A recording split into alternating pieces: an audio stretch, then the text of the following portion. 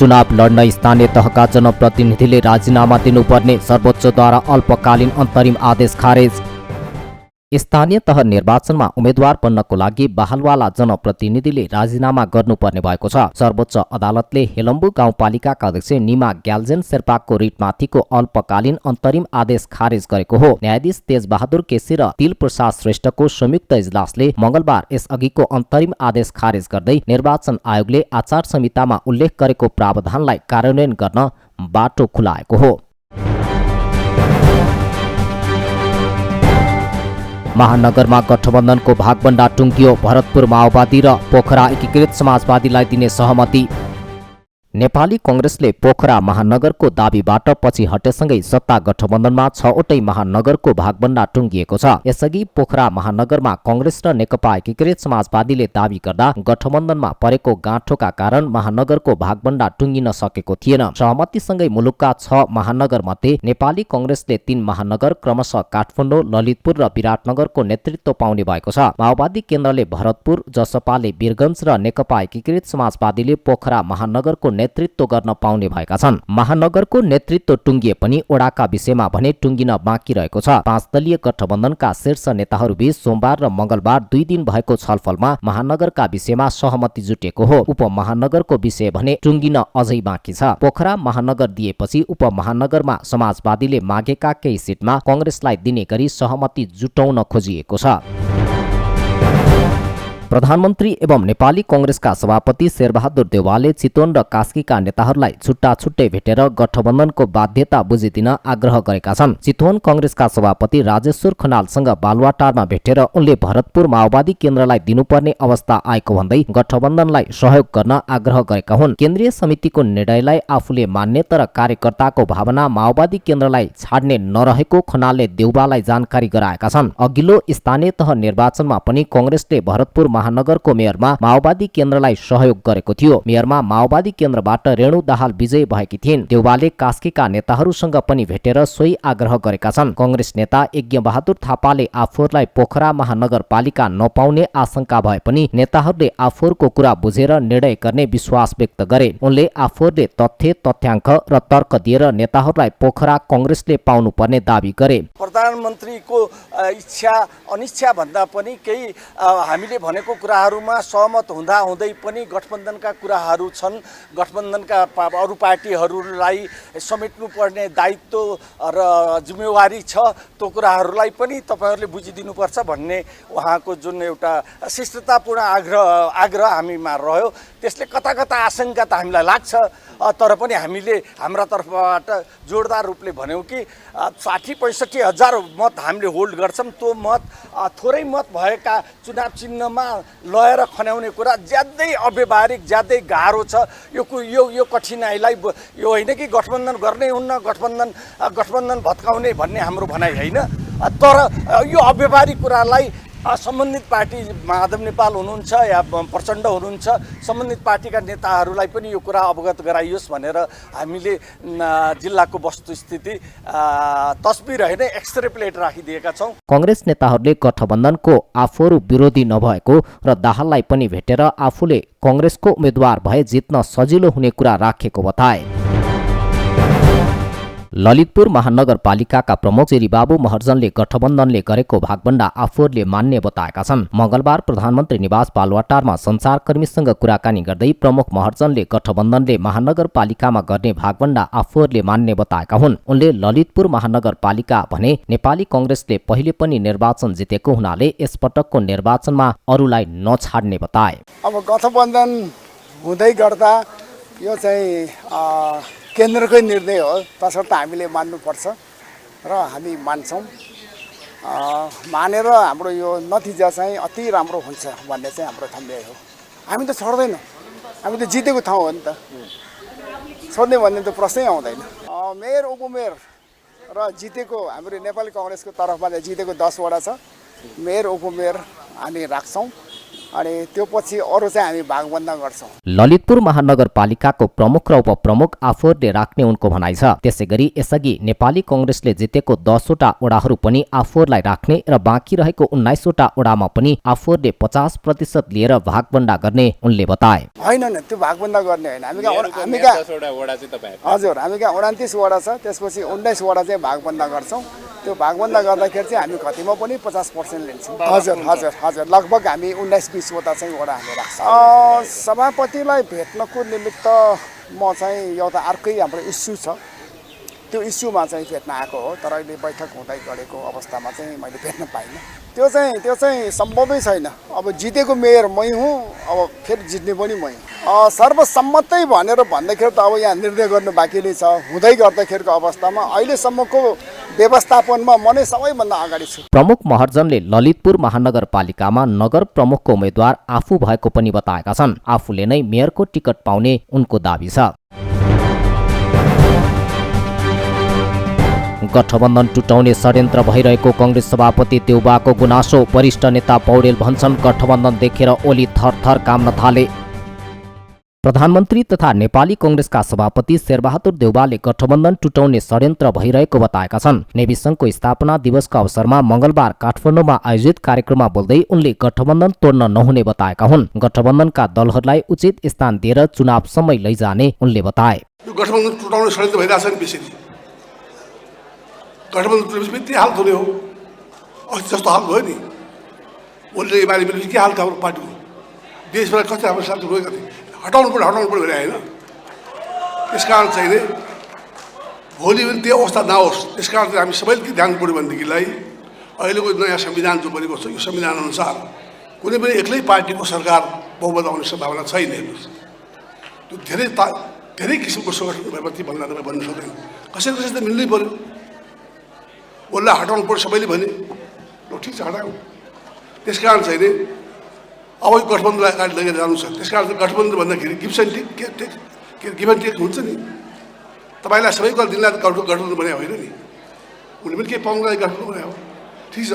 सभापति देउबाले गठबन्धनका दलहरूले कङ्ग्रेसलाई धेरै सिट लिएर आफूलाई पनि थोरै सिट दिन अनुरोध गरेकाले उचित स्थान दिएर गठबन्धन बचाउनु पर्ने स्पष्ट पारे। विगतमा एमाले र माओवादी मिल्दा कङ्ग्रेस हारेको भन्दै गठबन्धन आवश्यक रहेको उनको भनाइ छ। पार्टी सभापति भएर प्रधानमन्त्री भएको छु, प्रधानमन्त्री भइसकेपछि अनि मैले यो चाहिँ फेरि गठबन्धन ल्याएको छु, मिलाएको छु। त्यो गर्दा अपराध हो भने मलाई अपराध भन्नुहोस्। राम्रो काम गरिरहेको छु मैले। भोलि तपाईँहरूकै टकमा आइसक्यो देश त, त्यो तयारी गरेर त्यो के भन्नुहोस् तपाईँहरू, यसलाई ध्यान दिनुहोस्। हर किसिमले अबको च्यालेन्ज भनेको पढाइमा पनि योग्य हुनुपर्छ। पढ्नुमा फेल हुने कारण नेता बन्छ। त्यो अब पढाइमा पनि जित्नुपर्छ। त्यस कारण चाहिँ के छ भने अब हर ठाउँमा यत्रो कम्पिटिटिभ एज आएको छ, कम्पिटिटिभ जमाना आएको छ, अत्यन्त प्रतिस्पर्धामा आएको छ। त्यस कारण चाहिँ नि पढाइमा पनि अब्बल, चुनावमा पनि अब्बल, सब ठाउँमा नेप्सी अब्बल हुनु पऱ्यो। भोलि मात्रै तपाईँहरू चाहिँ भोलि देश हाँक्ने तयारी गर्नुहोस्। अहिले लेखिने 10 वर्षपछि 15 वर्षपछि हुनु होला। कार्यक्रममा 5 दलीय समन्वय समितिका संयोजक समेत रहेका कङ्ग्रेस नेता रामचन्द्र पौडेलले सत्तारूढ दलहरूको गठबन्धन व्यवस्था बचाउनको लागि भएको बताएका छन्। उनले सत्तारूढ गठबन्धनको तागत देखेर प्रमुख प्रतिपक्षी दल नेकपा एमालेका अध्यक्ष केपी शर्मा ओलीले हताशको अभिव्यक्ति दिइरहेको पनि बताए। अहिले गठबन्धन जो छ सत्ताको लागि होइन, व्यवस्थाको लागि गठबन्धन हो। यो कुरा बुझ्नु होला। यो गठबन्धन शेरबहादुरलाई प्रधानमन्त्री बनाउनको लागि मात्र होइन, यो गठबन्धन नेपालमा लोकतन्त्र बचाउनको लागि, परिवर्तन रोकाउनको लागि र नेपालको परिवर्तनलाई बचाउनको लागि र नेपाललाई अग्रगामी बाटोमा रूपान्तरण गर्नको लागि यो गठबन्धन हो। त्यसकारण यो गठबन्धनको अहिले शक्ति देखेर केपी ओली आज थरथरी कापेका छन्। केपी ओली हताश भएका छन् र हताश अभिव्यक्ति दिइरहेका छन् र जस्ता तत्त्वसँग पनि हातेमालो गर्न पुगेका छन्। गठबन्धनको शक्ति देखेर केपी ओली थरथरी काँपेको, हताश भएको र हताशमा अभिव्यक्ति दिइरहेको नेता पौडेलको भनाइ छ। उनले मुलुकमा परिवर्तन ल्याउनको लागि आगामी संघीय निर्वाचनसम्मको लागि मिलेर जानुपर्ने बताए। ओलीले जस्ता पनि व्यक्तिलाई गठबन्धनमा हातेमालो गर्न लागिरहेको आरोप लगाउँदै पौडेलले जस्ता व्यक्तिसँग पनि हातेमालो गर्नु राम्रो नभएको बताए। कार्यक्रममा कंग्रेस उपसभापति धनराज गुरुङ, महामन्त्री विश्वप्रकाश शर्मा, प्रवक्ता डाक्टर प्रकाश शरण महतले निर्वाचनमा एकताबद्ध भएर पार्टीलाई पहिलो शक्ति बनाउनु पर्ने बताए। नेपाली कांग्रेस सबल र बलियो भयो भने नेपालको राष्ट्रियता बलियो हुनेछ, संघीय लोकतान्त्रिक गणतन्त्र सबल र समुन्नत हुनेछ र लोकतान्त्रिक मूल्य पद्धति सबल हुनेछ। पत्रकार साथीहरूको प्रेस स्वतन्त्रता पनि अछुडो रहनेछ। त्यहाँ नेपाली कांग्रेसलाई सबल, सुदृढ र ऊर्जाशील बनाउनु हामी सबैको भूमिका हो र यो भूमिका देशभरिका नेपाल विद्यार्थी सङ्घका साथीहरू, तरुण दलका साथीहरू र संसारभरि नै छरिरहनुभएका नेपाली युवाहरूले सदैव निरन्तर रूपमा आफ्नो भूमिका निर्वाह गरिरहनु हुनेछ भन्ने म विश्वास व्यक्त गर्न चाहन्छु। ओलीजीले अहिले पनि एमालेको नेतृत्व गरिरहनु भएको छ र उहाँले कुराले जनतालाई प्रभाव पार्ने कोसिस गरिरहनु भएको छ। देश गफमय भएको छ। उहाँ मनोरञ्जन दिनुहुन्छ, गफ गर्नुहुन्छ, ठुला कुरा गर्नुहुन्छ। घर घरमा ग्यासको पाइप जोड्ने उहाँले हिजो कुरा गर्नुभयो। 2 वर्षमै रेल जोड्ने कुरा गर्नुभयो। पानी जहाज ल्याउने कुरा गर्नुभयो। कुरा गर्न उहाँसँग कसैले प्रतिस्पर्धा गर्न सक्दैन। तर नेपाली कांग्रेस पार्टी काम गर्ने पार्टी हो। उहाँहरू कुरा गर्ने पार्टी हो। आउने निर्वाचनमा कुरा गर्ने पार्टी र काम गर्ने पार्टीको बीचमा प्रतिस्पर्धा हुँदैछ। कार्यक्रममा सहभागी अधिकांश नेताले गठबन्धनका सदस्यहरूले आआफ्नो हैसियत, दायित्व बुझेर स्थानीय निर्वाचन र आउँदा चुनाव पनि सफल पार्नको लागि एकताबद्ध भएर जानुपर्नेमा जोड दिएका थिए। नेकपा एकीकृत समाजवादीद्वारा चुनावी घोषणा पत्र सार्वजनिक, अपमानपूर्ण बाँडफाँड मान्य नहुने नेपालको चेतावनी। नेकपा एकीकृत समाजवादीका अध्यक्ष माधव कुमार नेपालले सत्तारूढ दलहरूभित्रैबाट स्थानीय तह निर्वाचनको सिट बाँडफाँडको विषयलाई लिएर अपमानपूर्ण व्यवहार गरी मान्य नहुने चेतावनी दिएका छन्। अध्यक्ष नेपालले अरूको शक्तिको अवमूल्यन गर्ने र उनीहरूमाथि अपमानपूर्ण ढंगले व्यवहार गर्ने काम स्थानीय तह निर्वाचनको सिट बाँडफाँडको विषयलाई लिएर जिल्ला जिल्लामा हुने गरेको रिपोर्ट आएको उल्लेख गर्दै सह्य नहुने बताएका हुन्। मंगलबार काठमाडौँमा आयोजित नेकपा एकीकृत समाजवादीसँग नेकपा गौरवशाली पार्टीको एकता कार्यक्रममा बोल्दै उनले आफ्नो पार्टी अपमानको विरुद्धमा विद्रोह गरेर जन्मेको पार्टी भएकाले कुनै पनि खालको अपमान सहन नसकिने बताए। चुनावमा अहिले हामी 5 दल मिलेर जाने सोच बनाएका छौं र आज पनि हाम्रो त्यसै सिलसिलामा वार्ता भइरहेको छ। महानगरपालिकामा कसरी सिटको तालमेल मिलाउने, उपमहानगरपालिकामा कसरी सिटको तालमेल मिलाउने अनि सबै पालिका र वडाहरूमा कसरी सिटको तालमेल मिलाउने। अहिले विभिन्न पार्टीभित्र सबै मान्छेहरू उम्मेदवार बन्नका लागि एकदम तानातान गरिरहेका छन्। चुनावमा पराजित हुने स्थितिमा भएकाहरूले पनि म त गजबले जित्छु भनिरहेका छन्। हामीले पहिले पनि पाएका छौँ। चुनावमा जमानत जफत हुने मान्छेले पनि म त कमरेड 2/3 बहुमतले जित्छु भन्छन्। चुनावको परिणाम आइसकेपछि भागाभाग गर्छ। अध्यक्ष नेपालले आफ्नो पार्टीमा प्रवेश गर्नेहरूको लहर चलेको र आम नेपाली जनताले पनि आफ्नो पार्टीलाई आशाको नजरले हेर्ने गरेको बताए। अध्यक्ष नेपालले पार्टीको पक्षमा जनलहर ल्याउने गरी चुनावको तयारीमा जुट्न पनि पार्टीका नेता कार्यकर्तालाई निर्देशन दिए। आज फेरि छलफल गर्छौं। जिल्ला जिल्लामा हामीले सुनिरहेका छौं। कतिपय ठाउँमा सहमति गर्दै हुनुहुन्छ, कतिपय ठाउँमा गाह्रो छ। सबै पार्टीले आफ्नो शक्तिको अति मूल्याङ्कन गर्दै, अरूको शक्तिको अवमूल्यन गर्दै, अलि अपमानपूर्ण ढङ्गले व्यवहार पनि गर्दै चल्नु भएको छ भन्ने रिपोर्ट पनि आइरहेको छ।